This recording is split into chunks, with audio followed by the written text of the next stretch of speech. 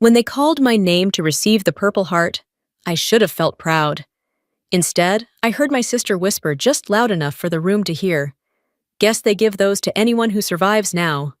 Laughter followed, not from strangers, from my own family. My hands shook as Admiral Harris pinned the medal on my chest, and I realized something cold and permanent. The people who should have been proud of me weren't just ashamed, they were hiding something. My name is Lisa Baker, and that was the moment I learned the worst wounds don't bleed. The summer air at Charleston Navy Yard was heavy with salt and sunlight, warm enough that the polished brass buckles on our uniforms burned against the skin. I stood still among the ranks, my posture as rigid as the morning breeze, eyes fixed ahead, while my heartbeat refused to obey the calm I practiced for months. The stage lights caught the edges of the purple ribbon pinned to my chest, turning it into something too bright, too loud.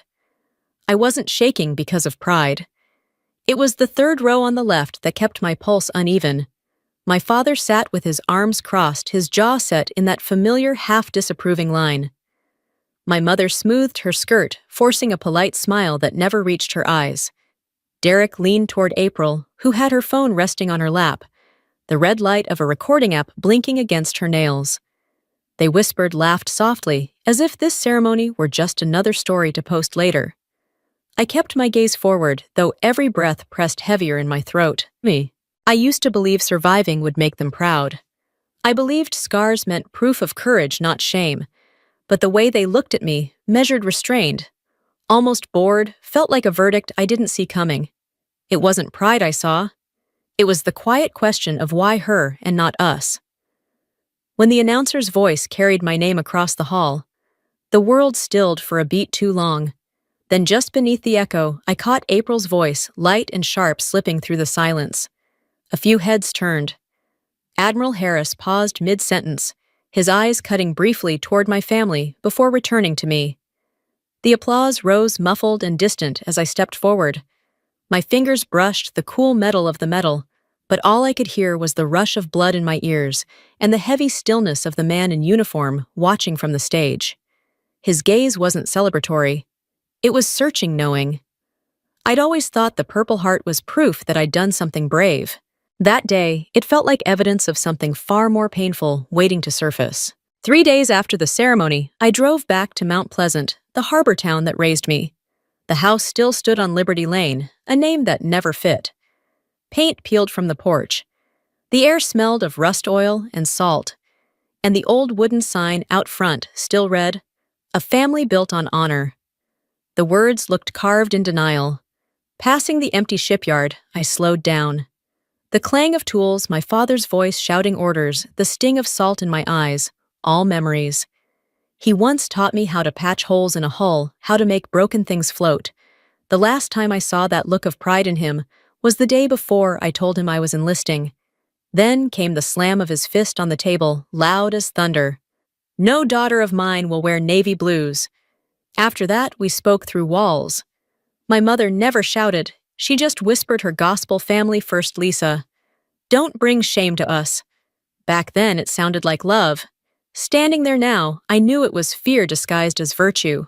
Sometimes, family first really means truth last. Upstairs, dust settled thick as regret. While cleaning out my mother's drawers, I found an old envelope stamped faintly with the seal of the Department of Naval Intelligence. Inside was a sheet so faded I had to hold it to the light. It read, "Ongoing observation. Civilian access to classified medical data through Baker Contact." Baker Contact. The words crawled under my skin. No one here worked with the Navy except me. So who were they watching? Before I could think it through, my phone buzzed. A message from Admiral Harris, "Lieutenant, we need to talk. Privately." It wasn't a request, it felt like a warning. That night, the harbor lights bled through the blinds, cutting pale lines across my father's office. The smell of metal and sawdust lingered. His desk was a shrine to who he used to be, plaques, trophies, a mug turned upside down to keep out dust. The bottom drawer jammed, then gave way. Inside lay a single bank slip, payment received. Maritime Research Group, $7,500. Signed R. Baker. My mouth filled with the taste of iron. He used to say honor had no price. Maybe he'd just found the right buyer. I snapped a photo and sent it to Ethan Cole, my old teammate. He replied after half an hour, "Lisa, that company's under investigation." They were part of the convoy leak in Yemen. My hand went numb. Ethan sent another file, contractors under suspicion. Line 12 Maritime Research Group, suspected of trading medical convoy routes to foreign contractors. The phone hit the floor, the sound sharp as a gunshot. They hadn't just taken money. They'd sold the path that nearly killed me. Outside, waves slapped the dock. On the desk, an old photo showed me in my graduation, White's, my father's hand heavy on my shoulder. I touched the glass, my reflection merging with his. Who else could love you enough to raise you and still sell you out to the highest bidder? 3 days after leaving my parents' house, a message from April blinked on my phone. Family dinner. Dad insists. Don't make it awkward.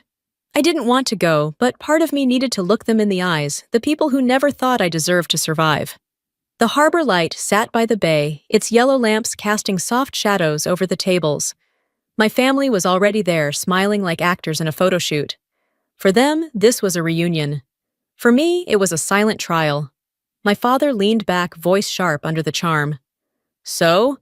What now, Lieutenant? Gonna be some kind of celebrity soldier? I kept steady. Just doing my job. Derek smirked. Must pay better than ship work.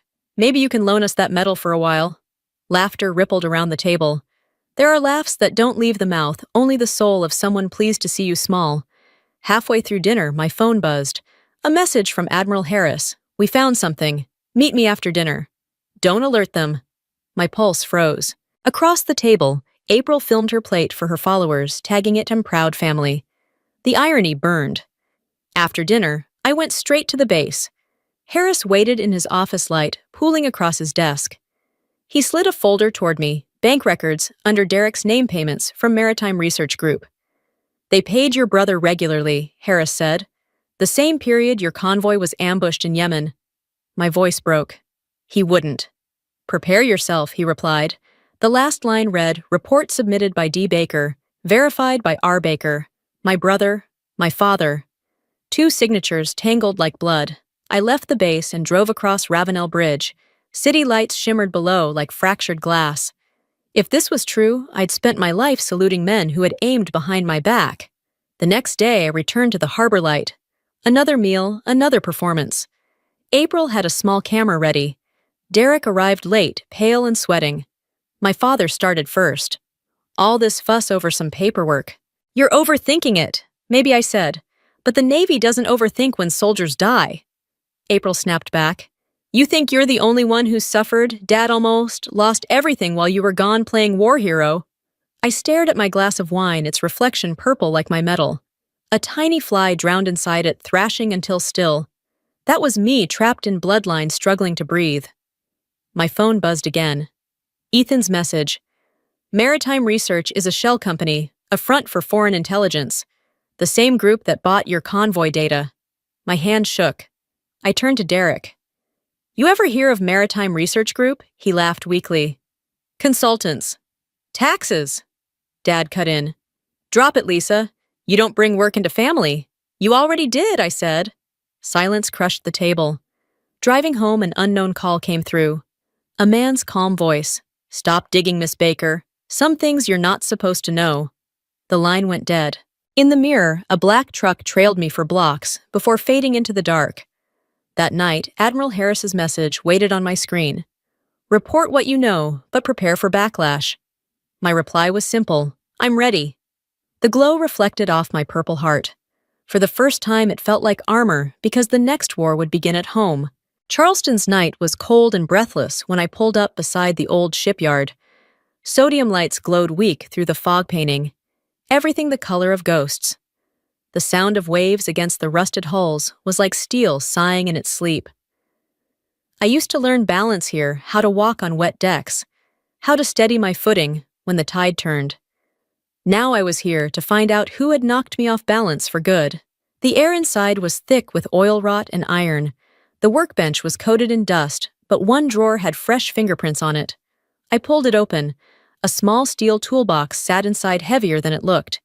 Inside that, an external hard drive labeled MRG, Reports 2022, I connected it to my laptop. The screen flickered, then filled with emails. From D. Baker to Consultant MRG, subject delivery route confirmation. And below it, keep it quiet from Lisa. Schedule updated. My chest tightened. Those words, keep it quiet from Lisa, cut sharper than any bullet. I clicked another file, one marked Yemen Convoy Final.pdf. A list appeared. Jackson, Lee, Martinez. The last line read, casualty confirmed 17 survivors. L. Baker injured. Beneath it, my father's signature, R. Baker. He had verified their deaths. He had signed off the loss of men he once called countrymen.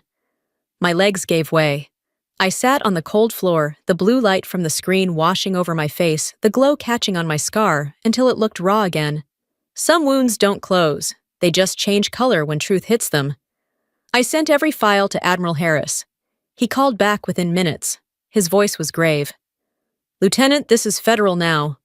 We'll take it from here, but you need to stay quiet. I answered without hesitation. Quiet is what got people killed, sir. Just before dawn, another message came through, anonymous this time. Don't involve the feds. You don't know who's watching. I looked out the window. A black pickup sat 2 blocks down, the driver smoking eyes, hidden by the glow of his cigarette. He wasn't there to scare me. He was there to remind me I was being watched. That night, I sat by the window, with the lights off, the Purple Heart cold in my hand. In Yemen, a bullet hit my shoulder. Tonight, I felt the second one straight through the heart, and it carried my own last name. By morning, the story broke everywhere. Local family under federal scrutiny for data breach involving Navy medical convoy. I turned on the TV, and there we were. My family frozen in a photo from years ago, smiling beneath the headline, The Baker Family Scandal. The phone rang. My mother's voice was shaky. Lisa, please, you're destroying us. No, Mom.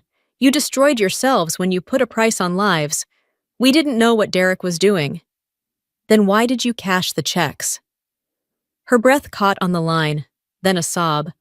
I couldn't tell if her tears were for me or for the ruin of her image. By noon, April's video was everywhere, my sister's lies, PTSD, and the Navy cover-up. She spoke with practiced tremble, mascara streaked like a soldier's war paint. Lisa's a hero, but trauma changes people. She's confused. Within hours, the clip hit 200,000 views. Comment sections called me unstable, a liar, a traitor in uniform. I brought the hard drive to Admiral Harris. He read the reports without a word. When he finally spoke, his voice was calm, heavy. Your family's under full investigation. I'm ordering you on temporary leave. So I just sit here while they burn what's left of my name, I asked. Your silence will speak louder when truth does. He meant well, but silence had never been my ally. That night, Derek knocked on my door. His eyes were bloodshot, his voice trembling. It wasn't betrayal, Lisa. It was survival. We just passed info it wasn't dangerous. Then why are people dead, Derek? Why is my name in the files you sold? He said nothing, just whispered the money was for Dad. The company was dying. Later, I found out Mom had used that same money to pay off the mortgage and buy herself a new car. When I confronted her, she cried. We thought it was compensation for your injury. Compensation doesn't come with a confidentiality clause, Mom. She collapsed into the chair, clutching my hand. I just wanted peace. You bought peace with blood. I walked the harbor that night. The wind rose, scattering salt into my throat. Streetlights flickered like distress signals across the water. The storm wasn't coming from the sea, it was brewing in my veins. I looked down at my reflection, the purple metal glinting against the black water. If honor was an inheritance, then I was the last Baker left to carry it. The naval hearing room at Charleston headquarters was silent enough to hear the hum of the lights. The flag hung motionless above the panel. I sat in full dress whites, every crease sharp, the Purple Heart catching the sterile glow. Across from me sat Robert, Janice, Derek, and April, my family once proud to say, Baker blood means honor, now unable to meet my eyes. On the battlefield, the enemy wears a different uniform. In this room, mine wore the same last name. The Navy prosecutor read the charges, his voice flat but final. Classified convoy information was leaked through civilian contacts. Evidence traces directly to the Baker family. My father slammed a hand on the table. You have no proof. We're patriots. Admiral Harris stayed calm. With a nod, he brought up the screen security footage from the shipyard. My father accepting a cash bag from a man in a maritime research jacket. The air vanished from the room. Then came the recording, "Keep it quiet," from Lisa. "The Navy doesn't need to know." His voice, unmistakable. My mother sobbed. April hid her face. Derek stared at the floor. They didn't need a sentence. Their silence was the verdict. Harris turned to me. "Lieutenant Baker, would you like to say something?" I rose. "Only this, I didn't survive luck. I survived them." The room stayed still until Harris spoke again, quiet but sure. "Courage isn't on medals, Captain. It's what you do when blood demands silence, and you speak anyway." As guards led them out, I stood, removed my gloves, and closed my hand around the medal. I had fought 2 wars, one for my country and one for my soul. Both left scars that would never fade. 3 months after the hearing, the uniform hung untouched in my closet. I was on what the Navy called honorable recovery, leave a polite term for exile. The apartment in Charleston felt hollow, every sound echoing too loud, the ticking clock, the faint hum of ships from the harbor, the distant cry of gulls that somehow made the silence worse. The news anchor's voice cut through the quiet. Robert and Derek Baker sentenced to 2 years federal probation. April Baker banned from all media activity. Janice Baker pending investigation. I watched the screen for a few seconds, then turned it off. There were no tears left to shed. Justice doesn't always arrive with triumph. Sometimes it comes like a dull echo after an explosion, leaving only dust and quiet behind. That afternoon, Ethan stopped by, still walking with the metal brace he called his souvenir. He smiled, that calm, forgiving smile I could never quite master. "You can't heal where you were hurt," he said. "Maybe healing isn't the goal," I answered. "Maybe remembering is." He nodded. "Then make your scars mean something." 2 days later, I got an email from a name I hadn't seen before. "Aunt Lisa, Mom said you hate us because of a misunderstanding. I just want to know what really happened." I didn't reply, but that weekend there was a soft knock on my door. Hannah stood there, 16 nervous eyes, too familiar. The same gray-blue as mine once were before war, and family taught them how to darken. She clutched a laptop to her chest. "I found Mom's old files. You should see this." The screen lit up with a video, April speaking into her camera, splicing together naval documents, editing numbers, reshaping truth for views and sympathy. Hannah's hands trembled. "I sent it to the FBI. I don't want to be part of the lies." For a long moment I couldn't speak. There was something fierce and pure in that girl's voice, the kind of courage that comes only when everything around you has already fallen apart. I looked at her and felt something shift, something almost gentle. The last Baker had chosen truth. Maybe that was enough. I pulled her into my arms and whispered, "You didn't break the family, Hannah. You rebuilt it." The sunlight poured through the window, landing on the Purple Heart resting on my desk. For the first time, it didn't feel like a scar. It felt like a beginning. 5 years later, Charleston breathed under a violet sky. The harbor shimmered in that half-light between day and night, the water carrying the scent of salt and forgiveness. A new sign stood proudly at the end of the pier, Baker Institute for Ethical Service. It had taken every piece of me to build it brick by brick, truth by truth. Admiral Harris had given the first donation. Ethan had designed the training program. Together, we built something that might outlive the shame of our name. Inside my office, the air smelled faintly of sea and old paper. On the wall hung a photo of the men who didn't make it back from Yemen. Next to it, the framed certificate marking the opening of the institute. On my desk, the Purple Heart rested beneath the soft light of dusk. It no longer spoke of pain. It whispered a different message now. You can be wounded and still worthy. The door opened softly, and Hannah stepped in. She was in her Navy uniform now, the same shade of white that once made my father's temper flare. Her hair was tied neatly, her posture proud but kind. She smiled and asked quietly, "Do you ever forgive them?" I turned toward the fading light outside. "Forgiveness isn't forgetting," I said. "It's knowing the truth and still choosing peace." She studied me, then smiled again, gentler this time. "Then you finally found peace." I met her gaze and shook my head. "No, Hannah, I made it. When she left, I stepped onto the balcony. Below, the old shipyard had been reborn. The vessel once called the Faithful, my father's pride. Then his failure was sailing again, repurposed to carry relief supplies. Its new paint glowed gold under the setting sun. Seagulls wheeled overhead, their cries folding into the rhythm of the tide. The bells from the harbor rang in the distance, soft and steady, like a heartbeat that had finally learned to rest. I leaned on the railing, watching the water shift from violet to amber, the horizon blurring between sorrow and serenity. The day I received my medal, they mocked me. I used to wonder why. Now I understand. I carried something they never did, courage to tell the truth, even when it shattered the family that raised me. The camera of memory froze that moment, the purple heart glinting against the sunset, its color merging with gold. Purple for pain, gold for peace. And somewhere between them, the life I had rebuilt, quiet, honest, unbroken.